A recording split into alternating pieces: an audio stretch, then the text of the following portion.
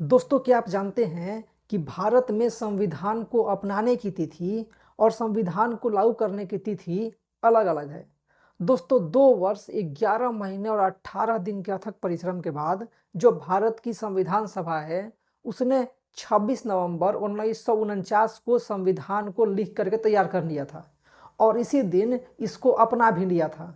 इसके साथ ही संविधान के कुछ जो नियम थे, जैसे कि नागरिकता, चुनाव, ये सब 26 नवंबर 1949 को ही लागू कर दिया गया था।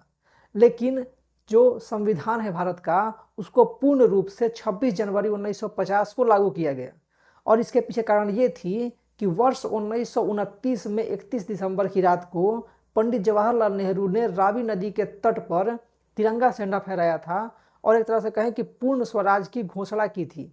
और इसके बाद उन्होंने कहा था कि हम 26 जनवरी 1930 को पूर्ण स्वराज दिवस मनाएंगे। लेकिन उस समय ये चीज़ साकार नहीं हो पाई। लेकिन जब 1949 में ये हमारा संविधान लागू हुआ, हमारे यहाँ राष्ट्रपति का पद बनाया गया और हम ब्रिटेन से पूरी तरीके से आज़ाद हो गए, हम पूर्ण स्वराज हमें हासिल हो गई, तब ये कहा गया कि ये तिथि जो है वो 26 जनवरी को ही बनाई जाए, ताकि पहले जो इतिहास में हमारे साथ हुआ था उसको हम एक तरह से कहें कि अपने दिल में संजो कर रख सके। उसी के याद में ये दिन बनाया गया। ठीक है। और इसीलिए 26 जनवरी 1950 के दिन हमारे देश का संविधान लागू किया गया और इसी दिन से हमारे देश में एक राष्ट्रपति का पद होने लगा और ब्रिटेन से हम पूरी तरीके से आज़ाद हो गए।